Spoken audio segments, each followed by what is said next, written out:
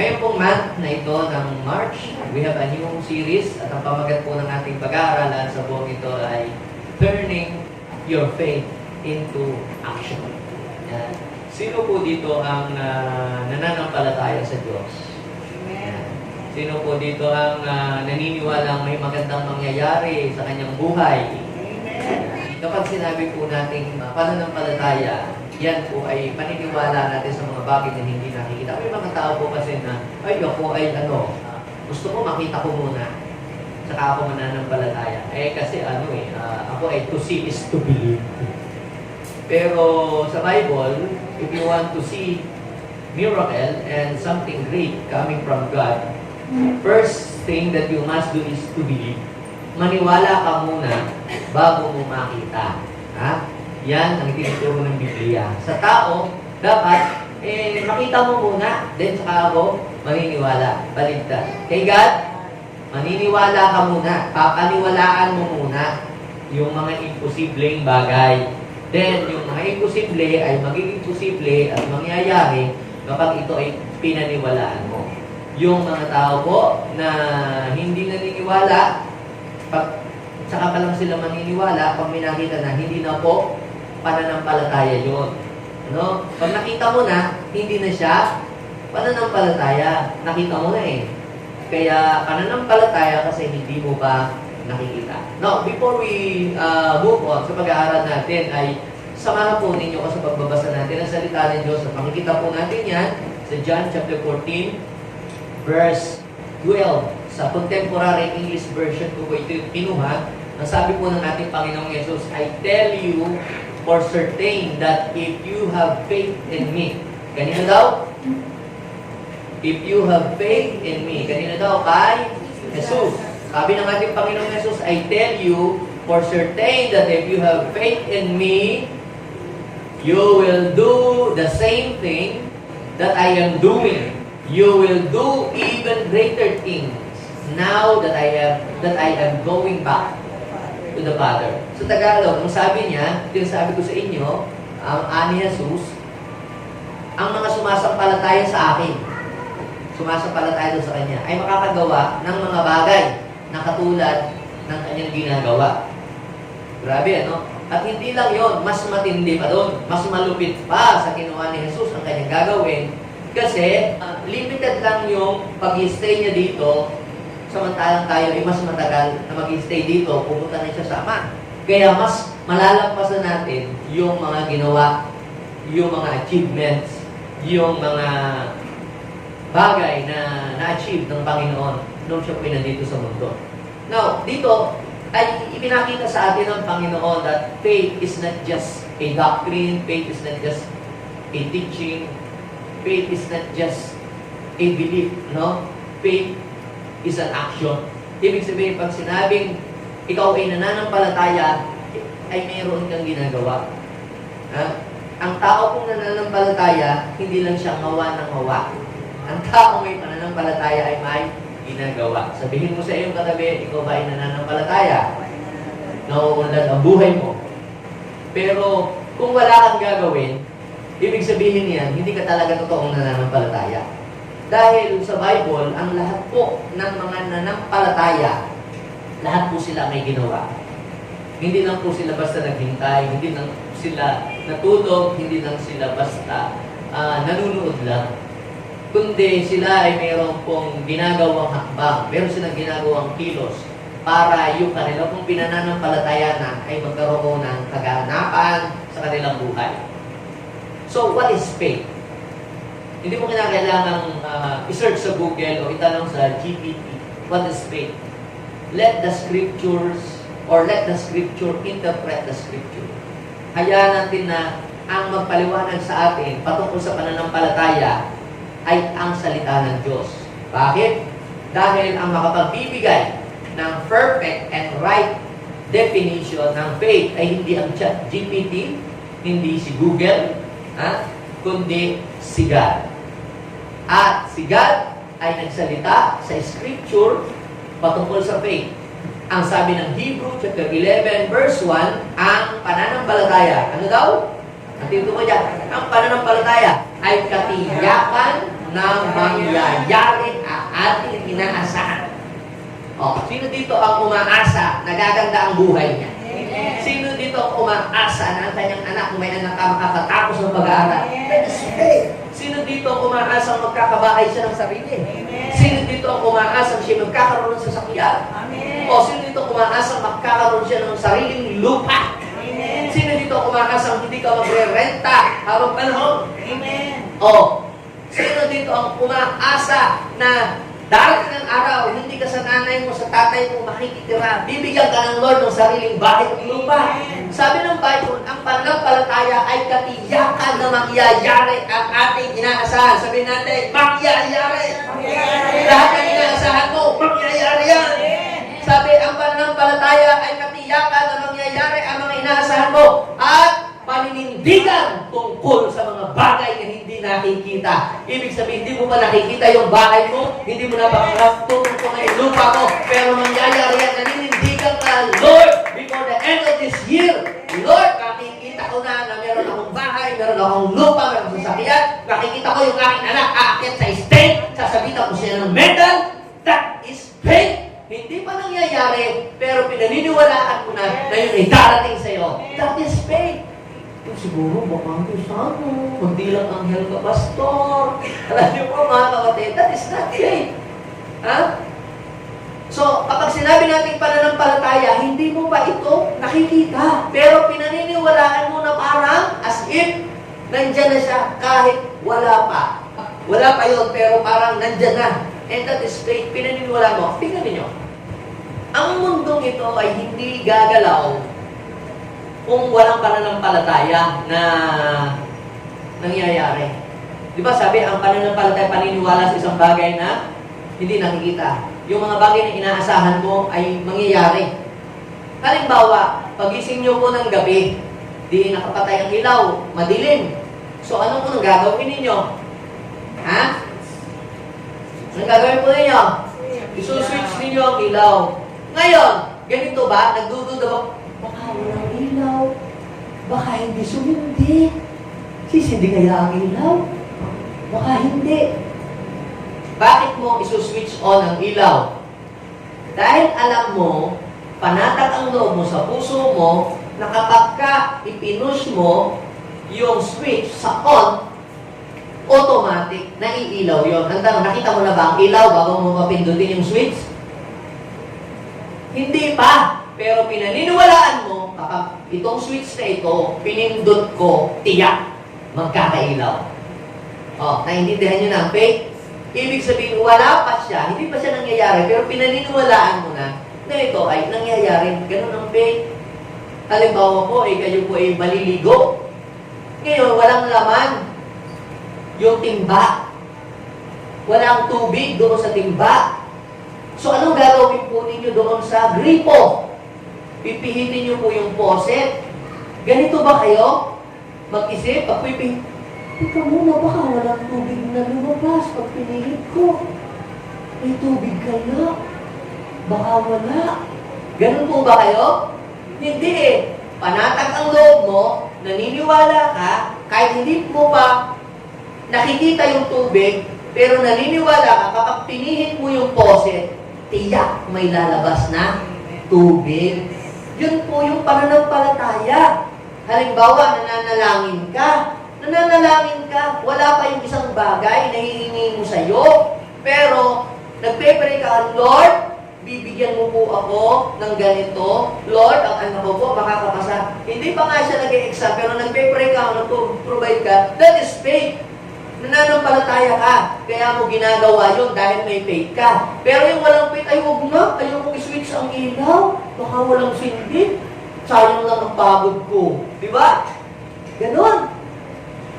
Mag-business tayo. Ay naku, huwag na. Baka malugi. Huwag na lang.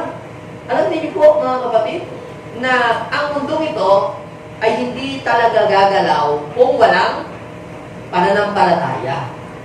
So, ang mundong ito, magpapangsyon lang ito dahil mayroong pananampalatayang nagaganap sa bawat tao. Aware ka man o hindi ka man aware, pero mayroong pananampalataya kung ginagamit palagi. Pinaniniwalaan mo ang isang bagay? Sino ito ang naniniwala pag nagtrabaho siya ay magkakasweldo? Dumating na ba yung sweldo mo? Hindi pa nga eh. Pero naniniwala ka na pag nag-work ka, bukas, may darating kang sahod. Dumating na ba yung sahod mo? Ay, huwag na lang. Baka kung nagtrabaho ako, hindi naman ako bibigyan ng sahod. Huwag na lang. Wala pa yung sahod. Paparating pa lang, pero nagtatrabaho ka. Dahil alam mo, pagdating ng kinsenas o katapusan, may sasahurin ka. Kung hindi ka naniniwala, baka sabi lang yun ni boss, napapasahurin ako sa kinsenas bukas, katapusan, huwag na lang. Sa bahay na lang, tatambay, mag-Facebook, TikTok na lang maghapon. Ayun ay patunay na wala kang faith, kapatid. Kaya yung mga nagwo-work, nagbi-business, yung mga nag-i-invest, yung mga nagtatrabaho po sila, naghahanap ng opportunity, yung mga tao nyo, punong-puno yun ng pananampalataya. Yung mga tao na ayaw mag-business, ako, mahirap ang buhay ngayon, huwag na baka malugi. Yung takot, walang pananampalataya yun. Alam niyo po ba, ang kaaway ng pananampalataya ay takot. Kapag lagi kang takot gumawa, kapag lagi kang takot humakbang, kapag lagi kang takot na itry ang isang bagay na hindi mo pa natatry sa buhay mo, yan po ay patunay na wala tayong pananampalataya. So, now, let's talk about the truth about faith. Ano ba ang katotohanan patungkol sa pananampalataya? So, tatlong mahalagang bagay na katotohanan ang aking po sasabihin sa inyo patungkol po dito sa pananampalataya. So, una, mga kapatid, our faith began when we started to hear the Word of God. Yung ating pong pananampalataya, yung tunay na pananampalataya ay nagsimula lamang noong ikaw ay unang makarinig ng salita ng Diyos. Any so-called faith, but it is not coming from the Word of God, is not faith. It is just a positive thinking. Sabi po sa Romans chapter 10, verse 17, ano sabi ng Bible? Basahin natin. So, faith comes by what? By hearing, and hearing by the Word of God. So, saan nagsimula? Saan galing ang pananampalataya? Sa pamamagitan ng pakikinig at pakikinig ng salita ng Diyos. Ibig sabihin, the more na nakikinig ka ng salita ng Diyos, the more na ang iyong faith ay nag-i-increase sa Diyos. Hindi ako naniniwala. Think positive, Pastor. May magandang mangyari sa akin. Kasi sabi nga noong isang motivational speaker na ang narinig, think positive, at ang universe ay magpapadala sa iyo ng mga mabubuting bagay. No? Any so-called faith that is not coming or supported by the promises and Word of God is not faith. It is just a positive thinking. Pero pag sinabi natin faith, saan galing ang faith? Ang faith ay galing sa salita ng Diyos.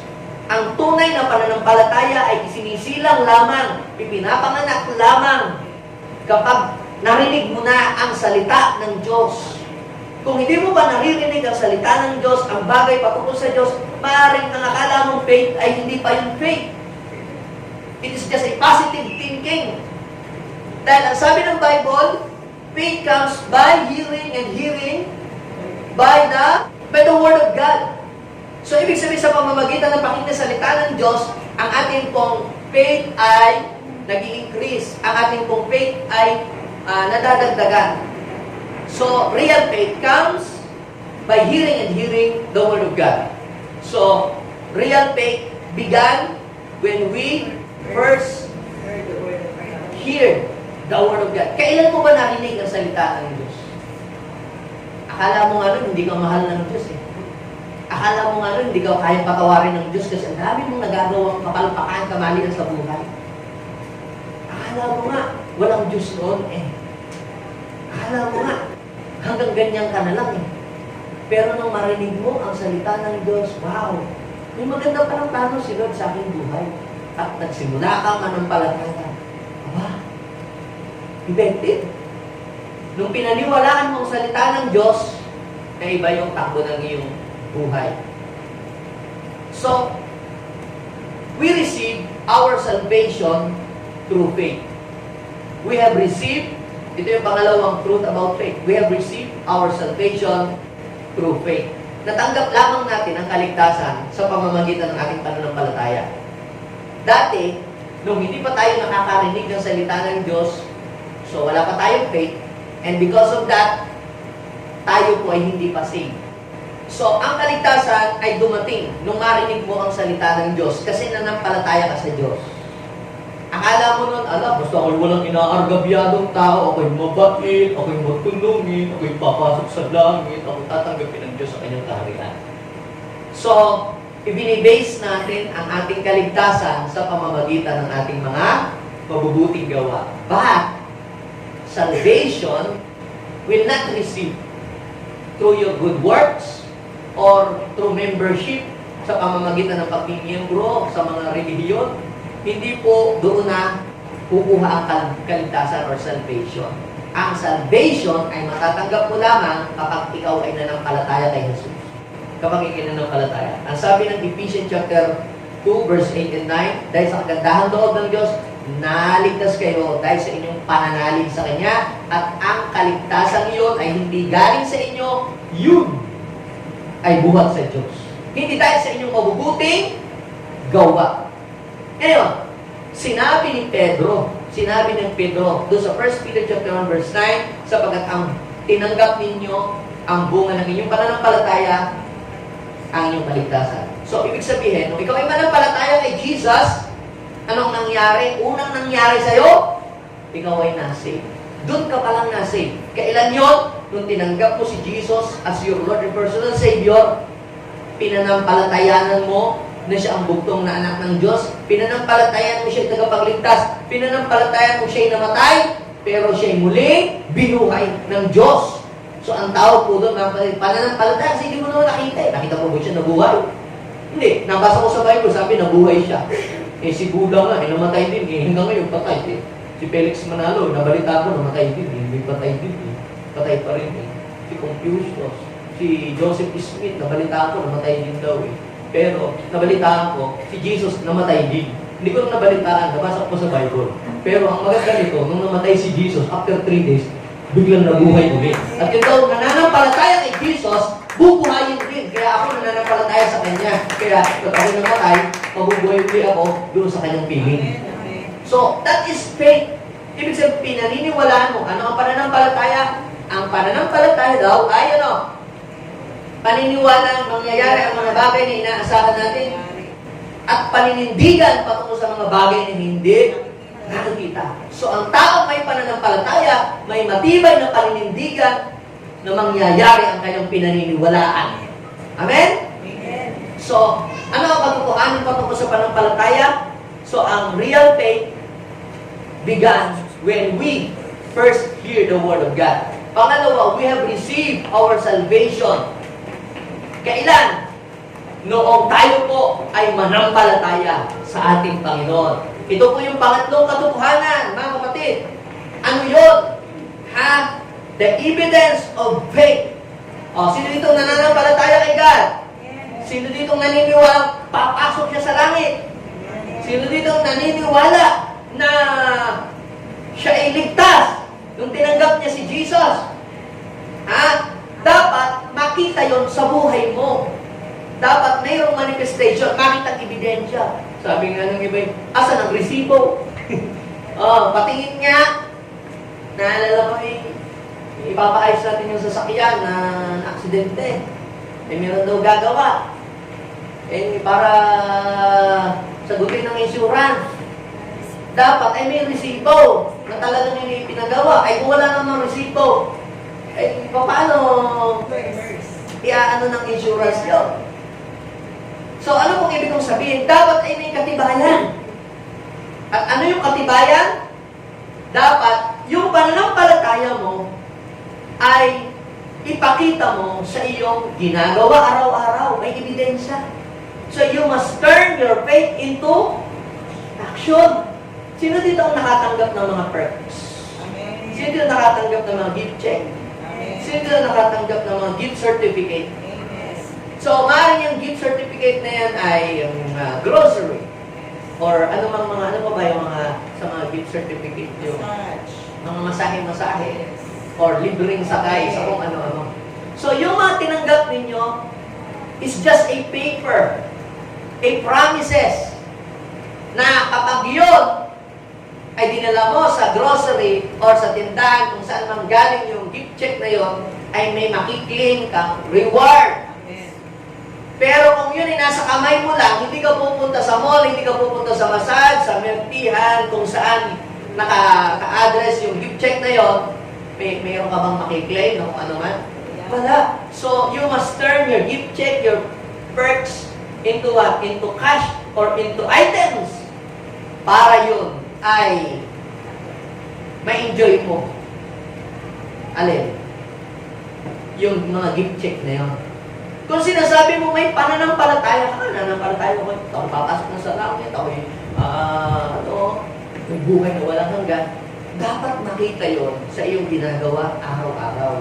Dapat yung pinaniniwalaan mo, may ebidensya ka na ikaw ay nananampalataya sa Diyos. So, the evidences of faith must seen in our life. Sabihin mo sa iyong katabi, kung nananampalataya ka sa Diyos, dapat makita sa buhay mo na ikaw ay totoong nananampalataya. Kung puro ka takot, puro pangamba, puro pag-alala, yan po ay ebidensya na hindi ka nananampalataya sa Diyos. Kung lagi ka pa, alangan, duta, naku, pag-irap ng puta, naku, ganito. Yan ay sign lamang na hindi ka talaga nananampalataya. Dahil ang mga taong nananampalataya, kitang-kita ang ebidensya sa kanilang buhay. Kitang-kita, makikita ang resulta. Ha? Kaya kita ninyo mga kapatid, yung mga taong hindi nakakarinig ng salita ng Diyos, puro negative ang maririnig nyo sa buhay. Laging walang pag-asa, laging walang hope, laging ganito na ako. Laging sasabihin nila ay isang kahit, isang tukka, ganito lang ako. Kami mahirap. Pero kapag narinig mong salita ng Diyos, makikita mo na, aba, sabi ng Biblia, hindi pala tayo mahirap. Niloko lang tayo ng diablo na sinabi sa atin, tayo mahirap, tayo ay kawawa, tayo ay apil. Eh, kabaligtaran ng sinasabi sa Bible. Ikaw pala ay mapagtagumpay, ikaw pala ay prosperous, ikaw pala ay ano hindi. Kailangan malaman mo kung sino ka sa harapan ng Diyos. At the moment na malaman mo yun, paniwalaan mo yung mga truth na nakita mo sa Bible at pag pinaniwalaan mo, tiyak mamumuhay ka doon sa mga katotohanan yun na iyong nabasa sa Biblia at makikita mo yung resulta ng iyong pinaniniwalaan kapag yun ay nilakaran mo sa iyong buhay. Sabihin mo sa iyong katabi, ipakita natin ang ebidensya. So, what are the evidences of having a real faith in God? Ang sabi ng Hebrew chapter 10, verse 38, basahin natin yung part na yun. Sabi, the righteous one will live by faith. Who will live by faith? Who will live by faith? The righteous one. How the righteous one will live? By faith. Sabi doon, the righteous one will live by faith. Who will live by faith? Righteous. How the righteous will live? By faith. So sabi po doon, and if he shrinks back, I will not peace with him. So yung mga taong tumatalikod sa Diyos, yun yung mga taong tinapos na nila ang kanilang faith sa Diyos. Parang nawalan sila ng gana. Ayaw ko na. Hindi naman totoo yung mga pray na yan.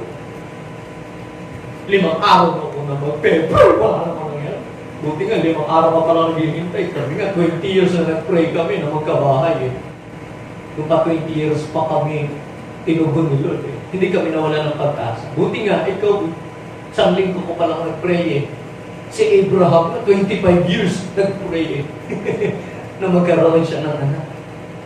So yung mga tao kung sumusuko na, ayaw na mag-pray, ayaw na mag-pray. Ako ba, pag-atin ako sa Jehemong niya. Ang buhay ko, aayos, parang ganun pa naman. Wala pa nangyayari sa buhay ko. Yan ay mga wika ng mga taong hindi talaga totoong nananampalataya. sapagkat iba ang salitang lalabas sa bibig ng mga nananampalataya. Puro hope, puro pag-asa, hindi puro reklamo. Yung mga taong puro rin na lang reklamo. Alam niyo yung mga Israelita na pinangakuan ng Diyos na dalayin sila sa promise na, ang hirap dito, ang hirap ng buhay, ganito, ganyan, mabuti pa yung dapat, ganito lang sa mga katoliko, ganyan, parang. Gusto na lagi bumalik sa Egypt. Anong nangyari? Sila po ang hindi nakatungtong sa promise land. Pero yung amen lang ng amen, di ba? Mangyayari ba yun? Paano mangyayari? Di ba? Kaya sabihin mo sa iyong katabi, problema na ni Lord John. Ang problemahin mo, paano ka maniniwala, mananampalataya, hakbangan yung pinaniniwalaan mo. Yun ang trabaho mo. Yung papangyarihin, yung pinaniniwalaan mo, si Lord ang bahala doon. Ang role mo, maniwala ka, hakbangan mo yung pinaniniwalaan mo, at ang role ni God, tuparin ang kanyang mga pangako. Amen? So, anong sabi? The righteous one will live by faith. Pag sinabi po natin righteous, mga kapatid, it does not mean, ay, dapat pala maging perfect ang buhay ko. Ganun. So actually, kung yun ang sukatan ng pagiging righteous, sabihin natin, righteous. Kung ang sukatan ng pagiging righteous yung dapat ikaw perfect, yung hindi ka nagkakamali, yung gano'n, ba? Walang mali, kahit kunti, kahit kaliting, eh, lahat tayo, hindi tayo pasa. Hindi tayo makakapasa. Kung ganun ang way ng pagiging righteous. Kay Lord, ang pagiging righteous iba. Ang pagiging righteous kay Lord, yung manampalataya ka sa tunay na righteous. Para yung righteousness niya, yun yung mapasa iyo. Para mapasa iyo ang righteousness ni God, kinakailangan panampalatayan mo si Jesus. He is the righteous one. Kasi kahit anong pagpupursigin natin gawin ng tama, hindi natin kaya gawin. Because apart from Him, we can do nothing. Si Abraham ba ay perfect? Pero bakit siya tinawag na righteous in the eyes of God? Look at this. Read Romans chapter 4 verse 3. Abraham believed God. Abraham believed God and it was credited to him as righteousness. So ang mga taong tinangguri ang righteous sa Biblia ay hindi yung mga perfect na tao na hindi nagkamali-limit sa buhay. Ang mga righteous na itinanghal sa Bible ay ano? Yung mga taong nagdepende, nagtiwala, nanampalataya sa ating Panginoon. Katawag doon, righteous. Parang ganito, parang ang ganda na, pakinggan nyo yung righteous. Parang tama yung napili niya. Di ba? Tamang landas na kanyang napili, kaya right choose. Kaya wrong choose. mali ang pinuntahan eh. Tumalikod, eh di wrong. Nagpatuloy, eh di right. So, katunog lang naman. Wala naman sa dictionary yun. So, ang sabi po, for what does the scripture say? Abraham believed God and it was credited to him as righteousness. So, ang hirap mamuhay ng matuwid sa mundong ito sa sarili nating pagsisikap. Di natin kaya maging matuwid, maging perfect sa buhay na ito sa sarili nating lakas, galing at husay at ideolohiya. Magagawa lamang natin yun kapag ibinihis natin ang katuwiran ni Jesus sa buhay natin. Hindi yung mga kapalpakan mo makikita sa buhay mo, ang makikita yung katuwiran ni Jesus. Yung katuwiran ng Panginoon sa iyong buhay. So, number one, evidences that a person has a real faith in God is this.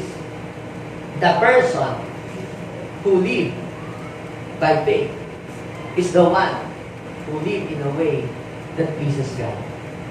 So, yung tao kung mayroong tunay at buhay na pananampalataya sa Diyos, yun yung taong namumuhay ng ayon doon sa buhay na nakakalugod sa paningin ng Diyos.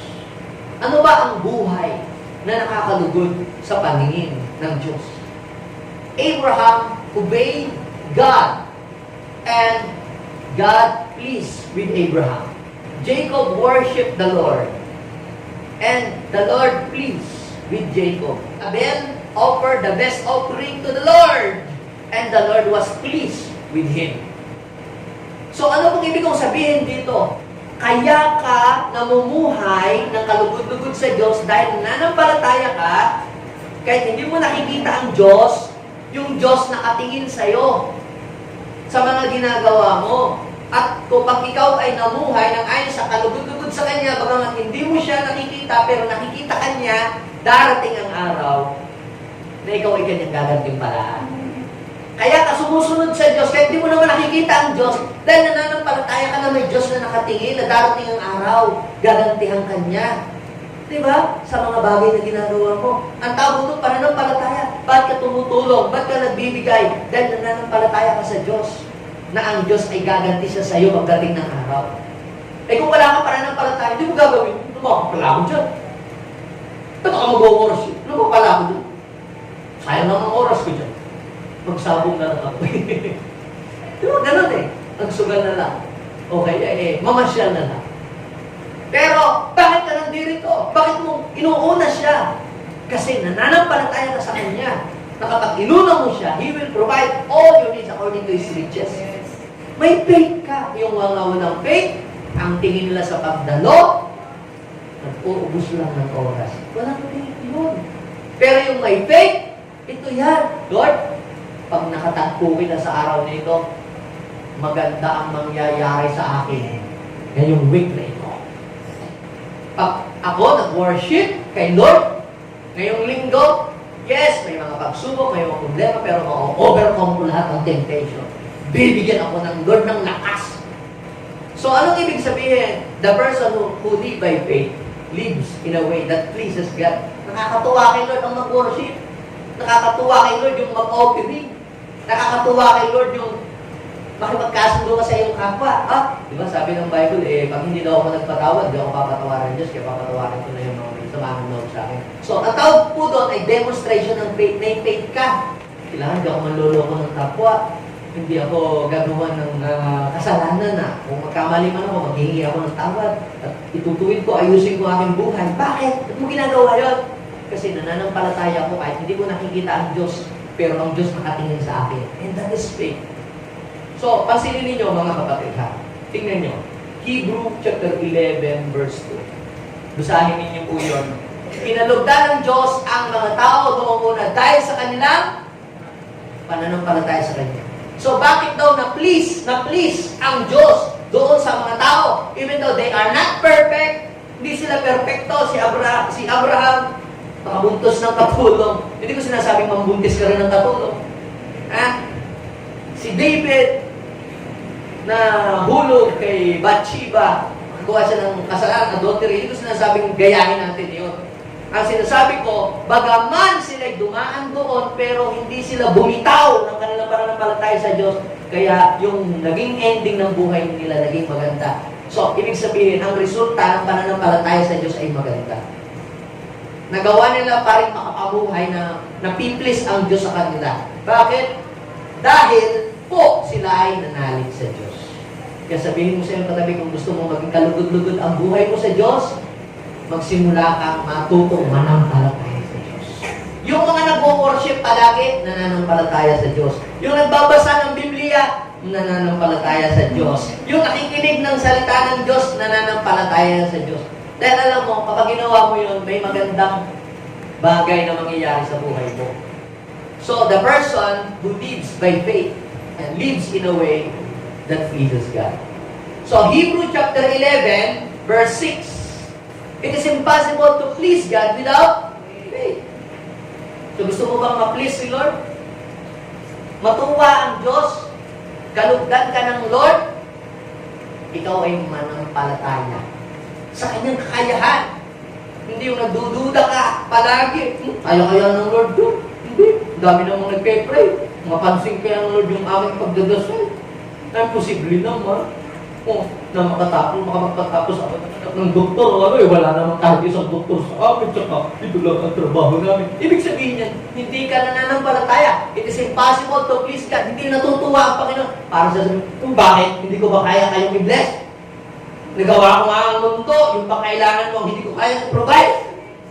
Bakit ang hinag? Parang dududa ka sa akin. Sabi, it is impossible to please God. Without faith, ibig sabihin, paniwalaan mo, kaya nyo ni Lord. Sabihin mo sa iyong katabi, kung hindi mo kaya, Hindi mo kaya. okay lang. Okay lang yan. Basta naniniwala ka, kayang gawin yun ni Lord sa buhay mo. Yun ang pananampalataya. Hindi, kaya ko yan. Magaling ako. Grabe ka. Marami akong doctoral degree. Mga PhD. Yung puro hangin ang dala. Sa DVD, yung mga ganun, no? Ang tawag diyan, naniniwala ka sa sarili mo. Sa sarili mo ka naniniwala. Nananampalataya ka sa sarili mo, sa galing mo. Ay, nag-failed ka. Pinahiya ka ng Diyos. So sabi, ang nananampalataya sa sarili niyang lakas, ipinapahiya ng Diyos. Pero ang nananampalataya sa Diyos, those who believe God, those who have faith in God, will never be disappointed. Sabi mo, hindi i-disappoint ni Lord ang iyong pinaniniwalaan. Hebrews 11 verse 6, it's impossible to please God without faith. Anyone who wants come to Him must believe that God exists and that He rewards those who sincerely seek Him. Bakit? Kahit alam mo, pag nagtuloy-tuloy ka sa Kanya, may magandang bagay na mangyayari sa buhay mo buhat sa Kanya. Yung manlait ng kapwa, mag-degrade ng kapwa, hindi nakakalugod sa Diyos yun. Yung mga mata-mata. Sundi ko kayo kung mata-matahin kayo? Dait-daitin kayo? Hindi yun nakakalugod sa Diyos. Nakakalugod sa Diyos ito, love the Lord your God with all your heart, with all your strength, and with all your soul. Ito itong pangalawang nakakalugod sa Diyos. Love your neighbor as yourself. The person who lives by faith lives in a way that pleases God. Pangalawa pong evidence. Ang pangalawa, the person who lives by faith has his needs met. Naniniwala kayo, kahit nahirap ang buhay, hindi kayo pagkukulangin ni Lord. Kahit mataas ang bilihin. No, tataas na ang bibilihin ngayon. Nagtaas na lahat. Yung height lang ni Mrs. ang hindi. Pero, ang may pananampalataya sa Diyos ganito, Lord, kahit tumaas ang bilihin, itataas mo rin yung blessing na tatanggapin ko ngayong taon.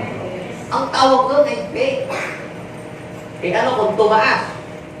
Magastos na yung magpaggawa ng bahay. Huwag na lang tayong magpagawa kasi ang mamahal na ng materyales. Ang may faith, Lord, kung mataas ang mga materyales, mataas ang mga gastusin, kaya mo rin akong bigyan ng mas mataas pa doon. Diba? Sa Diyos lahat ng gagaling. Ibig sabihin, kinakailangan panampalatayanan mo. Dapat mas malaki ang tingin mo sa Diyos. Kaysa doon sa iyong problema, ay mas may, minsan yata, ay mas malaki pa ang pananampalataya mo sa problema kaysa sa Diyos. Sabi nung isang bata, hindi naglalakad po sila sa tabi ng yung dagat. Eh, maliwanag ang buwan. Sabi po nung bata, tatay, yan pala pong piso, mas malaki pa sa buwan. Ha? Hindi mas malaki ang buwan kaysa sa piso. Hindi tatay, mas malaki ang piso kaysa sa buwan. Hindi anak, malayo lang kasi yung buwan. Kaya yan yung tingin mo yung maliit. Pero napakalaki ng buwan. Malaki pa sa mundo. Hindi nga tayo, malaki po ang piso kaysa sa buwan. Eh di, sabi naman ng tatay, paano mo naman nasabi na malaki ang piso kaysa buwan? Kumuha siya ng piso doon sa, wala lang piso, sa kanyang bulsa. Sabi niya, dyan ang buwan. Tingin niyo, kita niyo, hindi ko makita ang buwan. See, ano pong ibig ko sabihin? Minsan ganito yan. Tayo, parang mas naniniwala pa tayo dun sa problema natin.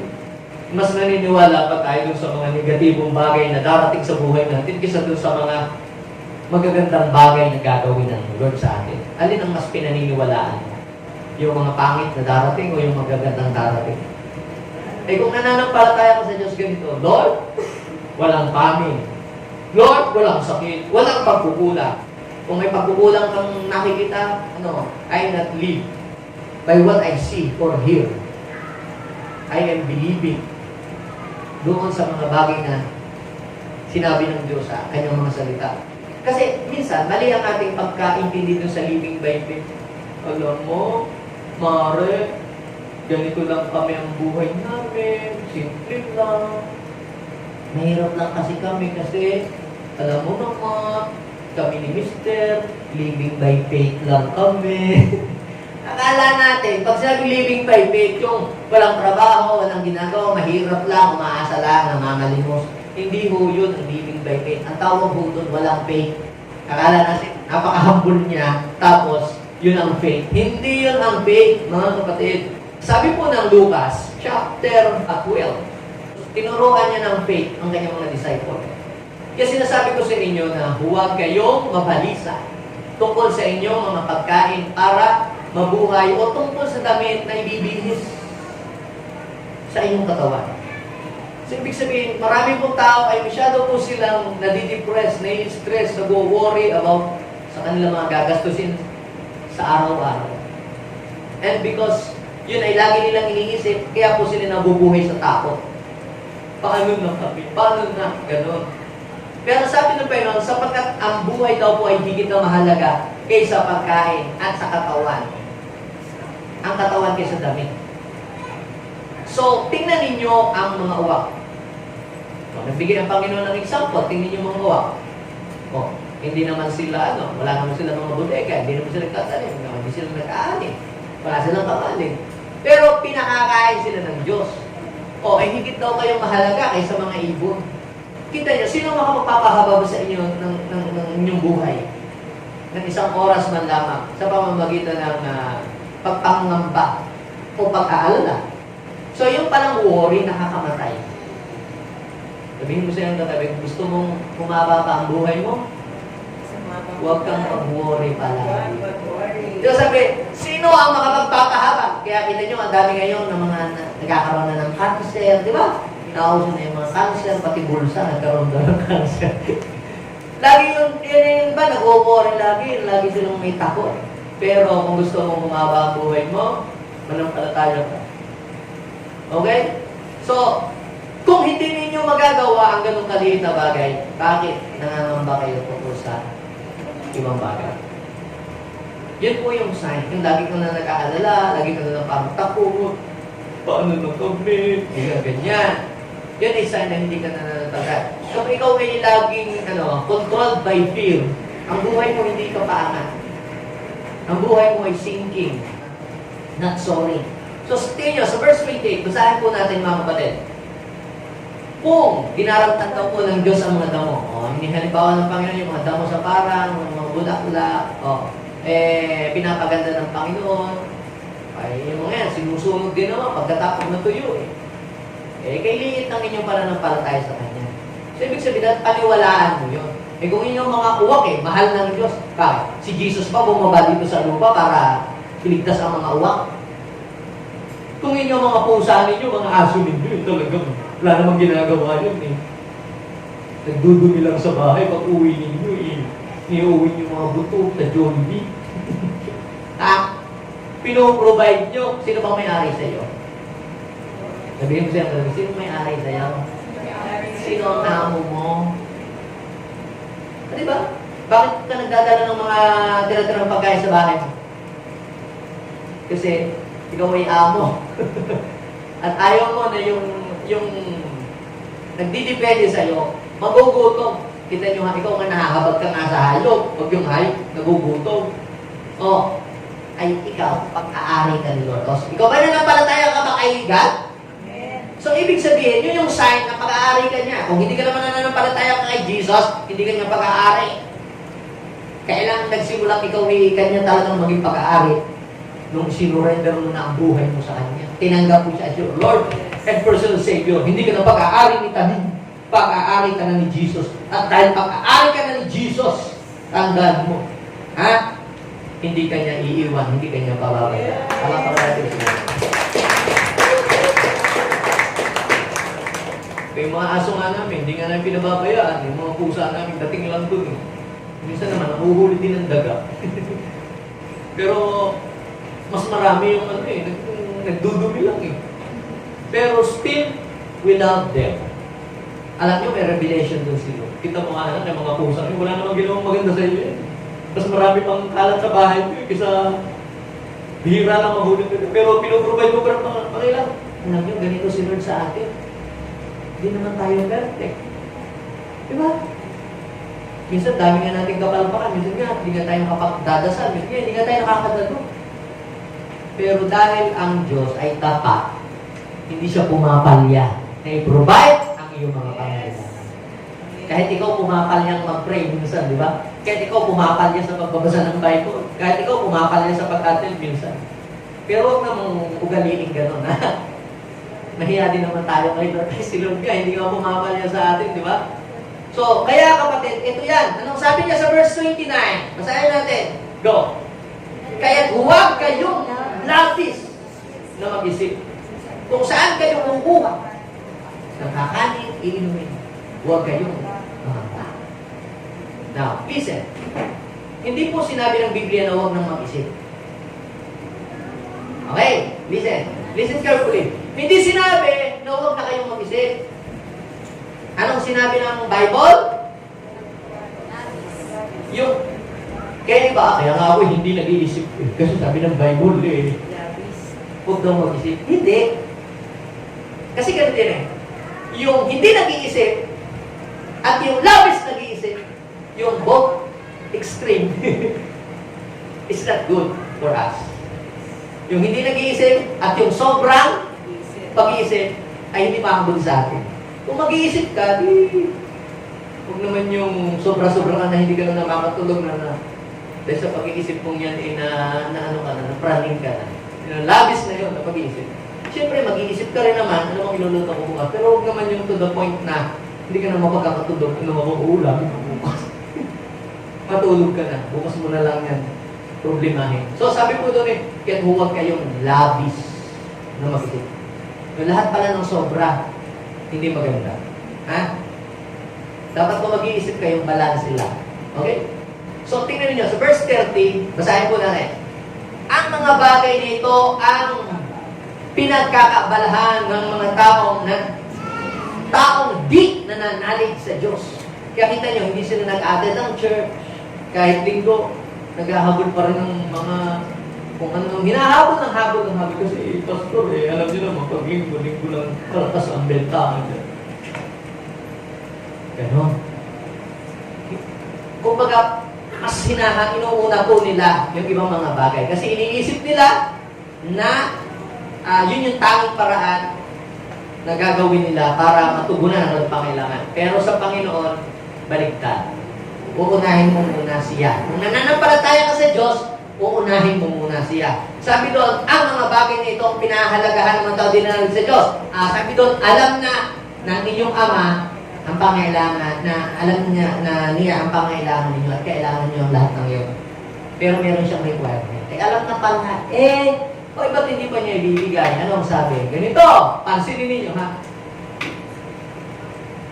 Subalit, pagsikapan ninyo muna ang higit sa lahat sa na pagharian kayo ng Diyos. Kita ninyo, unahin mo muna. Sa English, seek ye first. Bago trabaho mo, si Lord muna ang i-worship mo. Ang requirements para matanggap mo ang iyong mga kailangan mula sa kanya, unahin mo siya. Naalala mo yung kami kasi dito, may service kaming e-bike. Diyan sa, tawag dito, sa compound, paglalabas kami. Kaysa maglalakad kami, may tatawagan lang po si Pastora Robby na kami susunduin. Ganon, araw-araw paglalabas. Tatawag, papunta na dyan. Ngayon, yun ang kanilang trabaho. Yun ang kanilang pinagkakakitaan. Isang araw, may ayuda. Doon, sa yun? Sa plaza. Tawag kami ng tawag. Madam, wala kami ngayon. Di muna kami nag-bike. Kasi nandito kami lahat sa plaza. Inuna muna namin. Kukunin namin yung ayuda. See? Kung yung mga taong yun, yung kalang regular na ginagawa, kaya nilang isang tabi muna dahil may kiniklaim sila na pangakong ayuda. Kasi pag wala doon kami dito, hindi namin matatanggap. Do you have an idea? Do you get an idea? Sino dito ang naniniwala may malaking ipagkakaloob si Lord sa kanya? Kaya mo bang iset aside muna yung paglalaba mo? Mamaya na kliyente, mamaya atin muna ako sa Diyos, mag-usap tayo pagkatapos. Iba, hindi eh. Paano lang, naiintindihan ako ni Lord. Saka na lang muna ako mag-worship sa kanya. Pero siguro naiintindihan naman ni Mayo. Nagbabay kasi ako. Yun, wala kang makuha. Kuha mo ninyo? Ganun po yun, mga kapatid. Unahin mo muna ang Panginoon. At ang sabi, basahin natin, subalit pagsikapan ninyo muna ng higit sa lahat na kayo'y pagharian ng Diyos at ibibigay niya sa inyo ang alin. Isigaw natin, lahat. Yung pambili mo ng lupa, pambili mo ng bahay, pagpaaral ng anak mo, pagbahin mo sa utang, lahat. Sabihin natin, lahat ng inyong pangangailangan ay ibibigay sa iyo. Amen? Grabe. Kaya bakit minsan wala tayong natatanggap sa Kanya? Kasi hindi siya ang lagi nating inuulit. Kaya pansin niyo, pag may mga ayuda, yung mga nag-regular na nag-iikot ng jeep, hindi sila lahat ng bibiyang. Uunahin lang muna yung ipinangakong ayuda. Pero sa atin, may pangako din si Lord na pag inuna natin siya, pagpapalit, ibibigay lahat natin pangailangan. Sasabihin natin, naiintindihan naman ng Lord. Uunahin ko muna ang paglalab ko.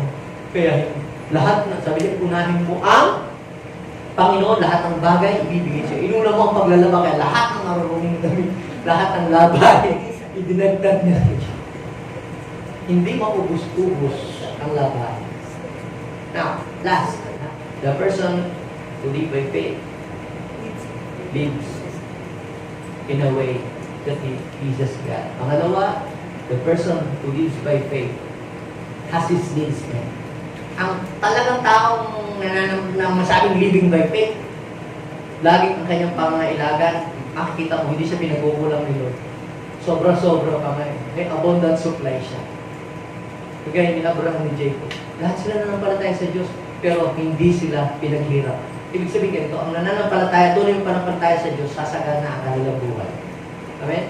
So, pangatlo, the person who lives by faith lives victoriously.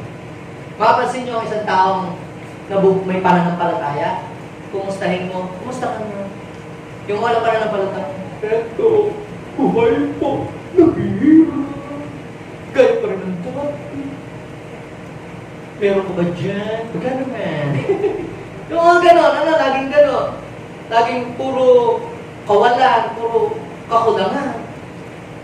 Pero yung mga taong nananampalataya talaga sa Diyos, lagi yung dating akala mo maraming pera kahit wala. Pagka puro fake yun, puro declaration lang nasa sa sinasabi mo. Pag tinignan mo sila, ang tingin nila sa'yo, wala kang problema. Pero tanungin mo yun, marami rin. Puro lang pasasalamat sa Diyos. Magagawa kaya ni Lord yan. God will provide. So, ganun ang mga sinasabi. Hindi sila nagsasalita ng mga takot, hindi sila nagsasalita ng mga kawalan. Lagi lang sinasabi yung pinaniniwalaan nila na gagawin ng Diyos sa buhay nila. Now, when we say victorious, it does not mean you will not experience a problem, trials, or difficulties. Ha? Alam ko ba victorious? Pero dami-dami kang problema. Sabi ni Pastor, victorious daw. Nananampalataya. Pag sinabi natin victorious, kahit may problema, may pagsubok, nagpapatuloy ka pa rin, hindi ka nag-give up, hindi ka tumatalikod sa Diyos. Congratulations, you are victorious. Kung hindi victorious, kapag may problema, ayaw na lang. Hindi lang napansin, hindi lang nakamaya ni brother and sister. Ayaw ko na, nagtampo ka na. Ang ina naman ang faith mo. Diba? So, the person who lives by faith lives victoriously. Basahin po ninyo yung Hebrew chapter 11 verse 33 and 34. In example, ng author ng Hebrew, yung mga great men na mga naisulat sa Bible, sila Shamgar, sila Samson, sila David, sila Daniel, sila Isaac, Shadrach, Meshach, Abednego, yung mga ordinaryong tao na nagwagi sa different circumstances na na-encounter na sa buhay. Kaya sila naging great men sa Bible. Dahil sa pananampalataya nila, yan sila David, sila Moses, sila Joshua, yan tinutukoy doon. Nagwagi sila laban sa mga kaharian. No? Sa mga kahirapan. Dahil sa pananampalataya, nagwagi sila sa mga temptation, nagwagi sila sa lahat ng mga umuusig, nang bubuli sa kanila. Kasi sabi na, wala kang mararating, ganyan ka lang. Pero nagpatuloy ka pa rin, hindi ka nag-give up, and you receive your success. Nakatapos ka sa pag-aaral, na patapos mo ang mga anak mo, diba? Gano'n. Dahil sa pananampalataya nila sa Diyos, nagwagi sila laban sa kaharian. Namuhay sila ng matuwid. Yung sinasabi ko, ang pananampalataya lives in a way that pleases God. Namuhay sila ng matuwid. At nagkamit ng ipinangako ng Diyos. Kita niyo yung reward. Ha? Reward. So, dahil doon po sa pananampalataya, nagwagi, naging overcomer, mananagumpay. Ha? At nagkamit sila ng ipinangako ng Diyos. You can only receive the promises of God by faith. Napaamo nila ang mga leyon. May, mapasin natin dito, yung sila ay pinoproteksyon na ng Diyos. Laban sa mga sakit, laban sa mga masasama. Inalayo ka na po, di ba? May mga taong parang mga leon sila. Gusto kong sakmali, di ba? May mga naiinggit sa iyo. Diba? Lalayo ka ng Panginoon sa mga ganun. So, ilalayo ka ng Panginoon. Iingatan po, protektahan ka ng Panginoon sa mga leon. Ibig sabihin yung mga masasamang tao na nag-iisip sa inyo, hindi maganda. The Lord will shut the mouth of the lion.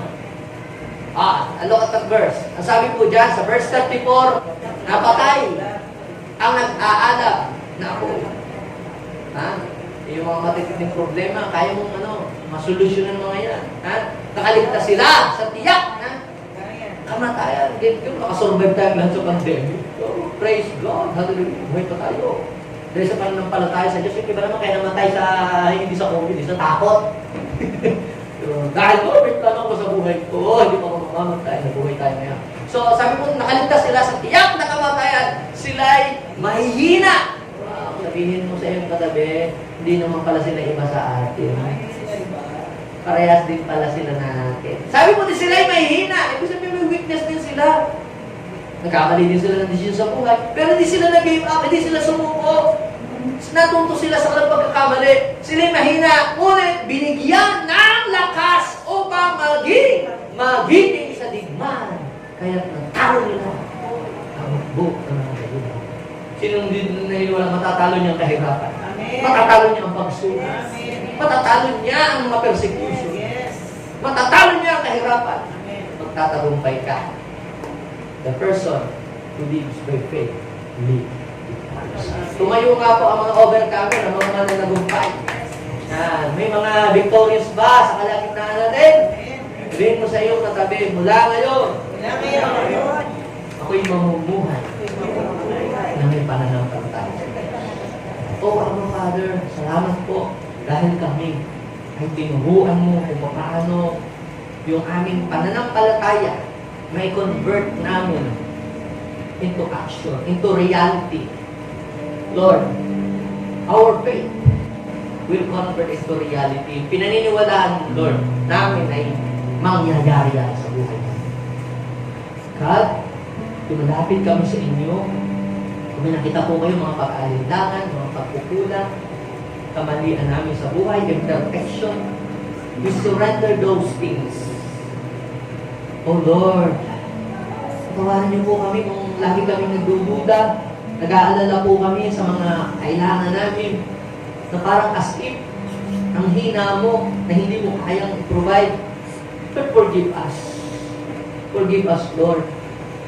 Kung nagawa mo nga po ang mundo, nagawa mo ang langit at lupa, God, napakaliit lang kumpara sa mga pangangailangan namin. Napakaliit lang, Panginoon, kumpara doon sa mga hinihingi namin. Now, we ask forgiveness, Lord, sa aming mga pag-aalinlangan. Patawarin niyo po kami. Kung kami ay nagreklamo minsan, na-delay lang po yung blessing namin, Lord. Nagreklamo agad kami. Minsan, tumalikod kami sa iyo. Pero Lord, ngayong umagang ito, kami dumudulog sa iyo. At nagpapakita. Lord, hindi po namin kayang maging matuwid sa sarili namin pagsisikap. Hindi po namin kayang maging perfect sa sarili naming lakas. Kailangan pa po namin. Kami po ay nagdidepende sa iyo. We need your strength. Kagaya po ng mga great man sa Bible na sila din po ay mahina. Pero Lord, nung nanampalataya sila sa inyo, binigyan mo sila ng kalakasan. Kami din po, mula ngayon, nagdidepende sa iyo, Lord. Nagdidepende kami sa iyo. Pwede bang ilagay natin ating kamay sa ating puso? Sabihin po natin, Panginoong Jesus, salamat po. Salamat po. Dahil tinulungan mo kami, tinuruan mo kami na manampalataya sa inyo. Panginoon, i-increase mo pa po ang aming pananampalataya. At mangyari sa amin ang mga napag-aralan namin, makakapabuhay kami ng kalugod-lugod sa inyo, mabubuhay kami na hindi kami nagkukulang sa mga pangailangan namin at mabubuhay kami na punong-puno ng katakutan at pag-asa sa buhay. Maghari ka sa buhay namin. In Jesus' name, Amen. Ako na lang po ang praise para po sa inyo. Lord, bless your people. Continue to supply all their needs according to your riches. And God, idinideclare ko na sa araw na ito, Lord, mabuksan ang langit Amen. sa mga tunay na nanampalataya sa inyo. Yes. In Jesus' name, Amen and Amen.